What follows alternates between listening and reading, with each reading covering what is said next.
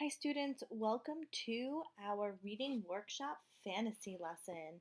I'm so excited to get into the fantasy unit with you guys, and I'm hoping that you're going to get into your book clubs this week if you haven't already and started reading, and you guys are going to love this unit of study. So in fantasy, we have different types of settings that you're going to come across in your books. And the one to the left of us, that's from Harry Potter. And that's all of the wizards and the magic happening. And then we have the lightning thief, Percy Jackson.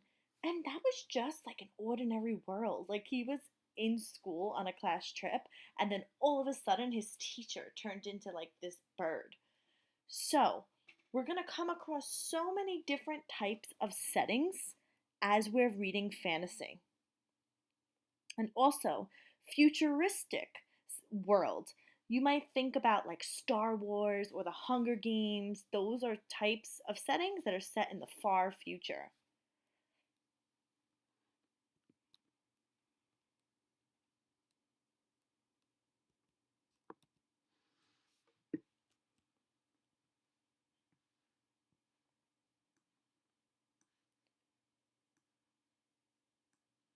Sophisticated readers of fantasy research the setting, ask about power.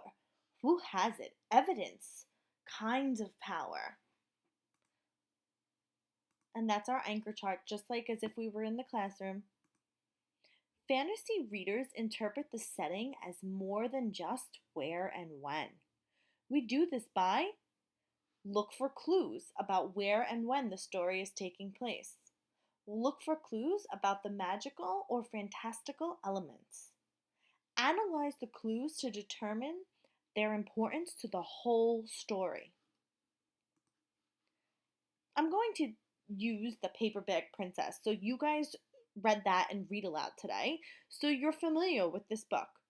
So there is a girl with a bent crown, like in this book, a huge castle-like door, and a gigantic smoking dragon on the front cover, right? If you guys orient yourselves to the text, on the back of the cover, there is another image of the same dragon breathing fire over the head of the girl.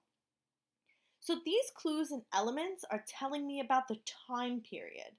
Based on the dragon, the princess, the castle, I'm thinking this time period is definitely a medieval time period.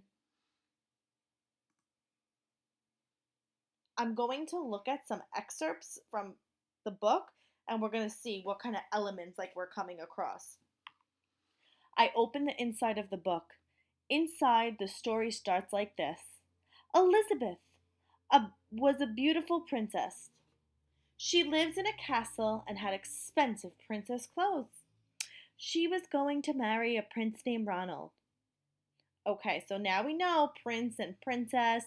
That's fantastical elements. On the next page it says, unfortunately, a dragon smashed her castle. Ah, so there's magic here too. This is not historical fiction from the actual Middle Ages. A dragon has entered is definitely a magical creature.